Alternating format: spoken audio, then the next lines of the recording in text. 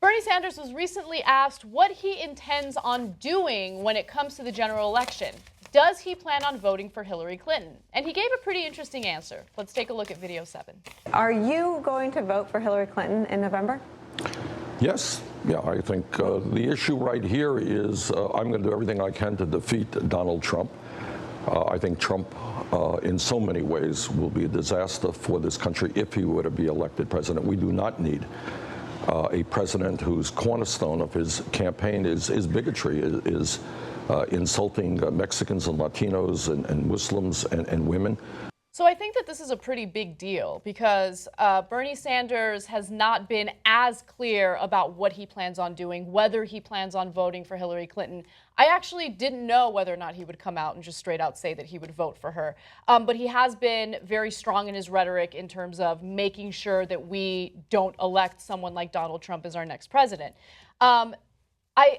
I get where he's coming from. It's just, it sucks because that's the system that we're part of, and you are forced to vote for the lesser of two evils. And I totally understand, especially given our current situation with the Supreme Court, that it would be in our best interest to avoid electing Donald Trump. Yeah, I don't think this was news at all. I think that the cycle that we're in, because he said the words yes when asked, he has given that basic answer without including, I guess I'll vote for her. I guess I'll vote for her, like Marco Rubio saying, I guess I'll vote for Donald Trump. Those are far short of an endorsement. So if he'd endorsed her, it would have been news. Him, as he said here in this chair, when he was here both times, Sanders said, it is imperative that Donald Trump not be elected president of the United States. That only means one thing. There is no scenario where voting for Jill Stein helps Donald Trump not be president. It doesn't work that way, and there is no scenario where that way is going to work. So, people can make that choice, but that's not an anti-Trump vote. Right. That's an anti-Hillary vote. But let me ask another question then. So if you're an environmentalist, you're a green, you go sit on the top of a tree so they don't cut it down. You're one of those people. You get in a kayak when they're sending that thing up to. Like me. You're like, you're me. Right. So you're gonna then vote for the pro-TPP, pro-fracking candidate? Well, we don't know if she's for the TPP. Well, she said she's not. She's against it now. So that's what I'm asking. They get to vote for an environmentalist, I think, and it's up to Hillary to be more of an environmentalist.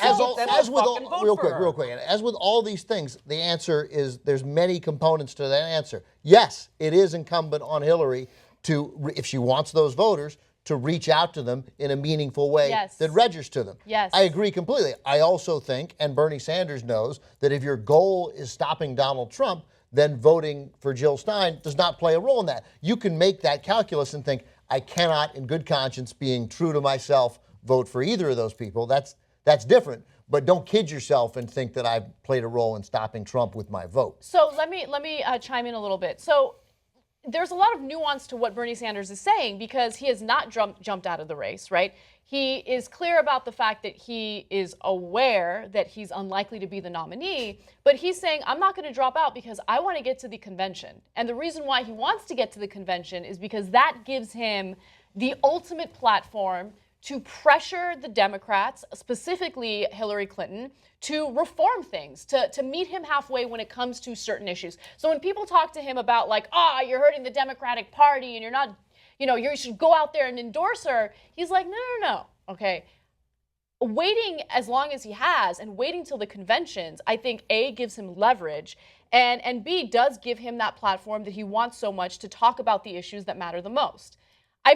Let's go to the next video because he explains this in more detail, why he wants to change the country and how he plans on doing it. What my job right now is to fight for the strongest possible platform in the Democratic Convention. And as we speak in St. Louis, that's going on right now. And that means a platform that represents working people, that stands up to big money interests. What I am trying to do right now is to make sure that the Democratic Party becomes a party that represents working people, not Wall Street, so that is prepared to have an agenda that speaks to the need of creating millions of jobs, raising the minimum wage to $15 an hour, dealing with climate change, dealing with pay equity. Have you accepted now that you won't be the nominee? I'm pretty good in arithmetic, and what I know is that Hillary Clinton has more pledged delegates than I do, and she has a lot more superdelegates than I do. But what I also know is we're bringing 1,900 delegates into the convention, that we have received 13 million votes. Senator, if you've accepted the arithmetic of the race and you realize that she's likely to become the nominee, why not withdraw from the race? Why would I want to do that when I want to fight to make sure that we have the best platform that we possibly can, that we win the most delegates that we can, and that we transform? The goal of our campaign was to transform this nation. So the disunity isn't putting her at any disadvantage against Donald Trump? You talk about disunity. I talk about involving the American people in the political process and wanting to have a government and a party that represents all of us. When you have disunity, what we're talking about is kids can't afford to go to college or leaving college $50,000 in debt. People dying because they don't get to a doctor when they should. Talk about disunity is the fact that we have 47 million people living in poverty. What we want is a government that represents all of us, and that's what I intend to fight for.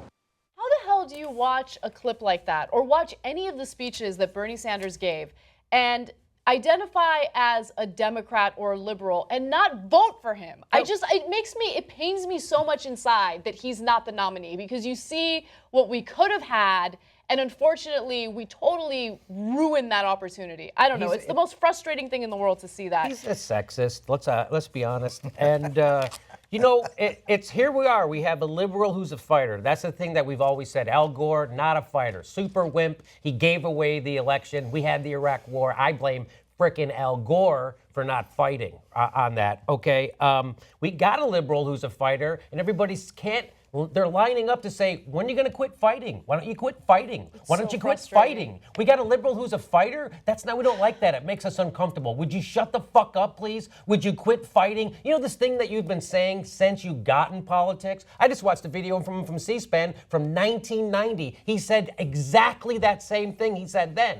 And right now, and guess what? The problem keeps getting worse and worse. It got so bad that the people in England just voted to wreck their own economy because of it, because the elites aren't fucking listening, and it's again a bullshit economy. So one more thing I want to say: if he stays in and goes like this, he doesn't concede, and he stays in and he fights for these reforms inside the Democratic Party, you know what it does? It makes Hillary a better candidate. It makes me more likely to vote for Hillary. If the Democratic Party moves a little bit more to the left, you're going to get more people involved in the Democratic Party. You're going to actually maybe excite some people to vote for a Democrat, because no one's excited to vote for Hillary. Everyone I know is voting for her out of fear, right? Just like Republicans do. So maybe if Bernie Sanders stays in and he gets the platform to be a little bit more progressive and responsive to the people, maybe people can be excited to vote for a Democrat instead of what they're going to do now, which is hold every part of their smelling body and fucking pull that lever for her, because that's what they're going to do. He makes her a stronger candidate. So once again, all the people saying that Bernie Sanders should shut up and get out of the election are wrong.